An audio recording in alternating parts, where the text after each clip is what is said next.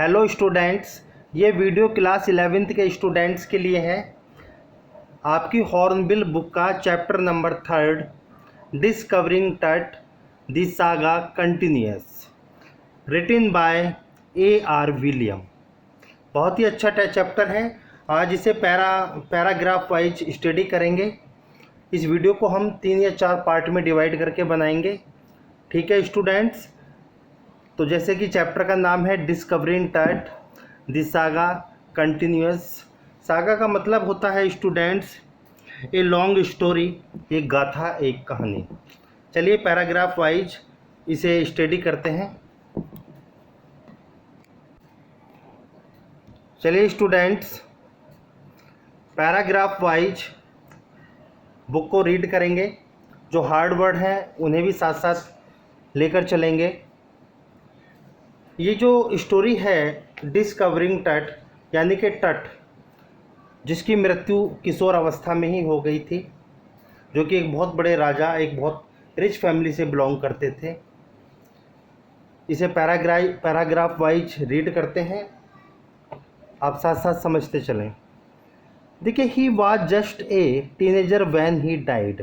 देखो, टीनेजर जो होता है इसका मतलब होता है एज बिटवीन 13 एंड 13, यानी कि 13 और 19 साल के जो किशोर अवस्था के नवयुवक बच्चे होते हैं उन्हें टीनेजर कहा जाता है।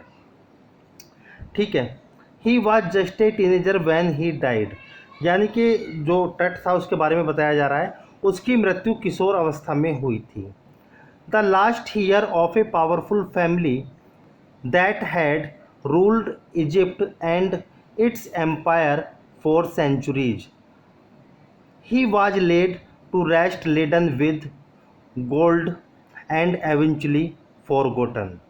देखिए, लेडन विद का मतलब होता है किसी चीज़ से लदा हुआ, भरा हुआ। ठीक है, लेडन विद कहलाता है। एवेंचुअली का मतलब होता है आखिरकार, यानी कि एक शक्तिशाली परिवार का अंतिम उत्तराधिकारी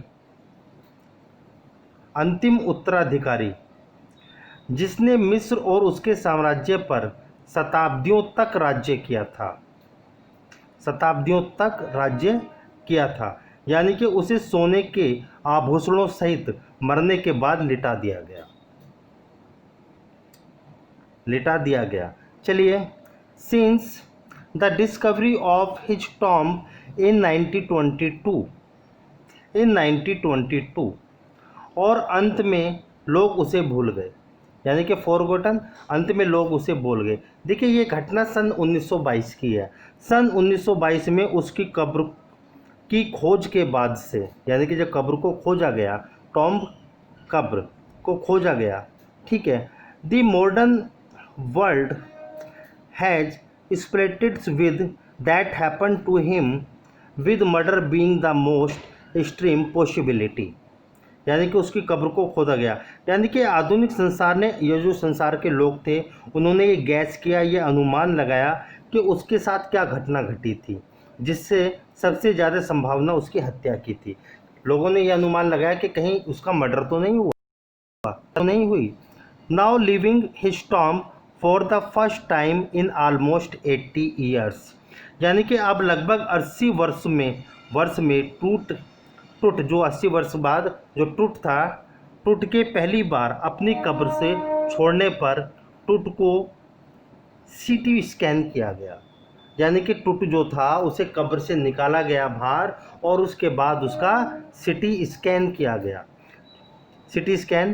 गया। टट has the under as of the CT scan that other new clues about his life and death and provides press data for a accurate forensic reconstruction of the boy's pharaoh। देखिए, फेरो का मतलब जो यहाँ पर होता है, यानी कि रूलर ऑफ एंसेंट, यानी कि इजिप्ट, प्राचीन मिस्र के शासकों का उपनाम कहलाया जाता है। ठीक है, उसका सिटी स्कैन किया गया जो उसके जीवन और मृत्यु के बारे में नई चीज़ें प्रस्तुत कर सके, हमें नई इन्फॉर्मेशन दे सके। और जो बालक था और बालक राजा को शुद्ध विधिवत पुनर्रचना के लिए बिल्कुल ठीक तथ्य और आंकड़े प्रदान करती है, यानी कि उस प्रकार से उसे पेश किया गया। देखते हैं passage number 2। An angry wind stirred up घोष्टी dust devils as king. Tut was taken from the resting place, the ancient Egyptian country known as the Valley of the Kings. देखिए, स्टिड्स अप का मतलब होता है वायु में किसी वस्तु को घुमाया जाता है। गोष्ठी का मतलब होता है भूतिया, यानी कि गोष्ठ कहते हैं भूत, भूतिया। यानी कि जब राजा टूट को प्राचीन मिस्र कब्रिस्तान, जो राजाओं की घाटी के नाम से जानी जाती है, में विश्राम स्थल से ले जाया गया तो बहुत तेज़ हवा चली, यानी कि बहुत तेज़ हवा चली और उसमें भूतिया स्वरूप वाली विचित्र धूल आकाश में जमा कर दी। जिस तरीके से पूरे आकाश में जमा हो जाती है धूल। Dark blues clouds and skated across the desert sky all day and now were veiling the star in the casket glory. It was 6 PM on 5 January 2005। यानी कि बिल्कुल जमा कर दी और पूरे दिन रेगिस्तान के ऊपर आकाश में काले घने बादल छा गए और वे तारों को भूरे रंग की डिबिया में से ढके हुए थे। ऐसा लग रहा था जैसे भूरे रंग की डिबिया से वो से ढके हुए हों। 5 जनवरी 2005 को शाम 6 बजे की बात है। कितने बजे की बात है? 2005 में, यानी कि शाम 6 बजे की बात है।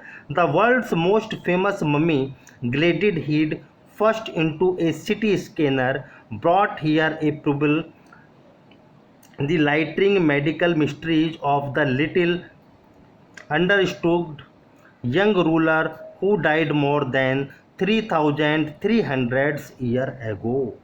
यानी कि संसार की सबसे, यानी कि कास्केट गिरे, संसार की सबसे प्रसिद्ध मम्मी के सिर को पहले सिटी स्कैनर से खिसकाया गया।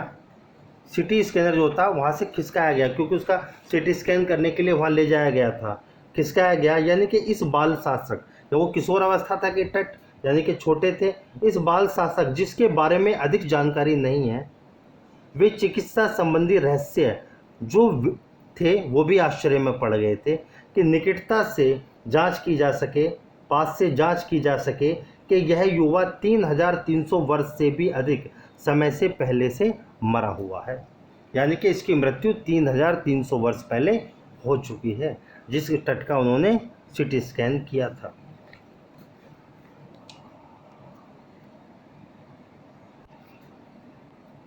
चलिए देखते हैं paragraph number 3। All after Noon the usual line of the tourist from the around the world had descended into the cramped. ठीक है, डिसेंडेड का मतलब होता है केम डाउन, नीचे उतरना। क्रैम्प्ड का मतलब होता है भीड़ वाला इलाका, क्राउडेड। यानी कि सारी दोपहर सारे संसार में आए पर्यटकों की सामान्य पंक्ति भीड़ के रूप में अपनी श्रद्धा अर्पित करने के लिए गई हुई थी। ठीक है, यानी कि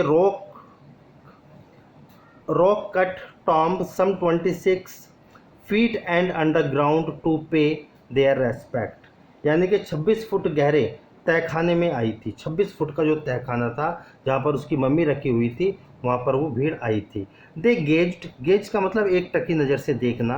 at the murals on the walls on the burials chamber and the pits of the tut glid face the most striking features of the mummy shaped outer coffin lid. Some visitor read from the guidebooks in the whisper, other stood silently, perhaps producing Tut ultimately death in his late teens, or wondering with the silver if the pharaoh coach death of the misfortunate falling upon those who disturbed him was really true with a shiver। with a shiver का मतलब होता है student, यानी कि कपकपी से डर जाना।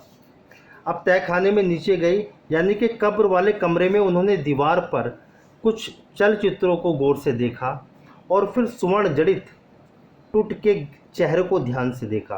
जो सोने से जड़ा हुआ था, सोने से उसका जो ताबूत बना हुआ था, ताबूत के भारी ढक्कन की मम्मी की आकृति से में बनाया गया था, जो आश्चर्यजनक विशेषता थी। कुछ पर्यटक गाइड पुस्तक के कुछ अंश को मंद आवाज़ में पढ़ रहे थे, अन्य लोग शांति से खड़े हुए थे। वे शायद टुटको 18 और या 19 वर्ष की आयु में हुई उसकी अचानक मृत्यु पर विचार कर रहे थे कि आखिर इस राजा की मृत्यु अचानक कैसे हो गई। यानी कि आश्चर्य से काँप रहे थे। क्या राजा का अभिशाप जो उसको परेशान करने के लिए उन पर मृत्यु या दुर्भाग्य के रूप में गिरता है, वास्तविक रूप से सत्य है? तो ठीक है स्टूडेंट्स, 3 पैराग्राफ है, ये पार्ट 1 है, सेकंड पार्ट पढ़ाया जाएगा इसके बाद।